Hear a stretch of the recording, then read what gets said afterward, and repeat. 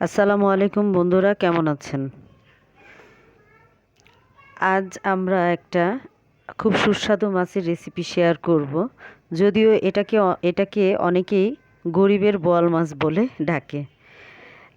এখন তো অনেক দরের বাজার, সব কিছুরই অনেক দাম, যার কারণে অনেক সময় আমাদেরকে গরিবের বোয়ালও খেতে হয়। তবে খারাপ লাগে না, ভালোই লাগে। কড়াইটা চুলোতে বসিয়ে কড়াইটা ভালো করে গরম করে নিয়েছি। এবার তেলটা দিয়ে দিলাম গরম হওয়ার জন্য। তেলটা ভালো করে গরম হয়ে গেছে। আমি যে মাছগুলো কেটে ধুয়ে পরিষ্কার করে নুন হলুদ মাখিয়ে ম্যারিনেট করে রেখেছিলাম 10 মিনিট, এখন সেই মাছগুলো একে একে কড়াইতে ভাজার জন্য দিয়ে দিলাম।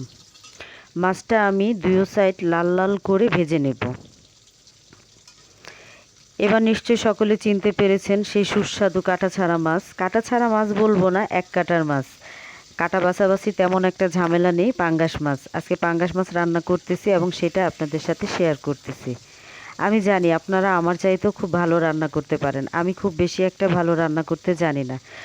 আপনাদেরটা দেখে দেখে আমি রান্না শিখেছি এবং আমি যেভাবে রান্না করতে পারি আমি ওই রান্নাটা আজকে আপনাদের মাঝে নিয়ে আসলাম। যদি ভুল ত্রুটি হয়ে থাকে তাহলে ক্ষমা সুন্দর দৃষ্টিতে দেখবেন আর আমাকে বকা দিবেন না। চুলোতে গ্যাসের পরিমাণ খুবই কম, জানেন তো বর্তমানে গ্যাসের অবস্থা খুবই খারাপ, যার কারণে মাছটা কড়াইতে লেগে গেছে।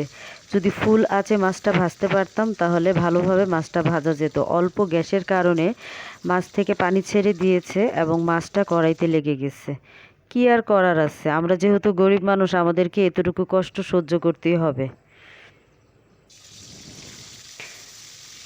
মাছ ভাজাগুলো আমি উঠিয়ে কড়াইটা আবার পরিষ্কার করে নিয়ে বসিয়ে দিয়েছি। মাছ রান্নার জন্য পরিমাণ মতো তেল দিয়ে দিয়েছি। অবশ্যই আমি এখানে সয়াবিন এবং সরিষার তেল দুটোটা একসাথে মিক্স করে দিয়েছিলাম। তার মধ্যে 2 টেবিল চামচ পেঁয়াজ বাটা তেলের মধ্যে দিয়ে ভেজে নিচ্ছি।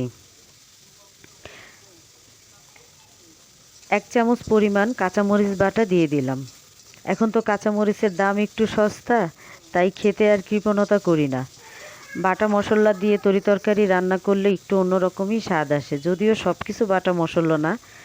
আধা চামচ গুঁড়া হলুদ দিয়ে দিলাম এবং আধা চামচের চাইতেও কম অল্প একটু শুকনো মরিচের গুঁড়ো দিয়ে দিলাম যাতে কালারটা সুন্দর আসে, আর স্বাদ মতো লবণ দিয়ে দিলাম। এখন কিন্তু তেলটা একেবারেই দেখা যাচ্ছে না। পেঁয়াজ বাটা দিয়ে রান্না করতে গেলে এমনটাই হয়, প্রথমে তেল চোখে পড়ে, পরে আর তেলটা দেখা যায় না। মশলাটা যাতে পুড়ে না যায় এর জন্য আমি অল্প একটু পানি দিয়ে মশলাটা ভালো করে কষিয়ে নিচ্ছি। মশলাটা কষাতে কষাতেই দেখবেন একটা সময় মশলা থেকে তেল ছাড়া শুরু করেছে। তারপরেও আমি খুব অল্প তেলে রান্না করতেছি, কারণ আমার পরিবারের সবার সুস্বাস্থ্যের কথা চিন্তা করে হলেও আমি একটু কম তেলে রান্না করার চেষ্টা করি। মশলাটা ভালো করে কষানো হয়ে গেছে। আমি তরকারিতে যে ঝোলটা দিব সেই পানিটা দিয়ে দিলাম। পানিতে যখন বলক চলে আসবে তখন আমি একে একে মাছগুলো দিয়ে দিব। বন্ধুরা, আমি এই চ্যানেলটা নতুন খুলেছি আপনাদের সাথে আমার ছোটোখাটো রান্নাগুলো শেয়ার করার জন্য, যার কারণে আমি আমার চ্যানেলটার নাম দিয়েছি জোড়াতালি রান্নাঘর, গরিবের রান্নাঘর। যখন যা জুটবে তাই আমি রান্না করব এবং আপনাদের সাথে শেয়ার করব। একটু ব্যস্ত থাকলাম, আপনাদের সাথেও একটা পারিবারিক সম্পর্ক তৈরি হলো, চেনা জানা হলো, ভালোই তো কাটবে সময়টা।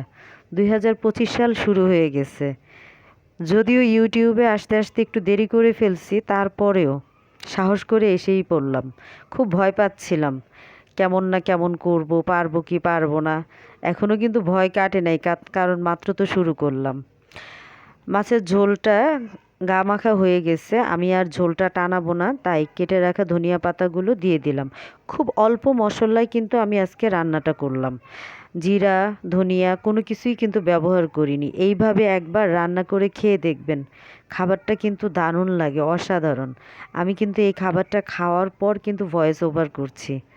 আমাদের কাছে কিন্তু ভালোই লাগছে। জানি না আপনারা আরও কে কী মশলা দিয়ে রান্না করেন। এক একজনের রান্না এক এক রকম, এক একজনের খাবারের টেস্ট এক এক রকম হতেই পারে। আমিও তো আপনাদের বিভিন্ন সময় বিভিন্ন ভিডিও রান্না দেখে রান্না করি। ভালো থাকবেন বন্ধুরা, বিদায় নিচ্ছি। আল্লাহ।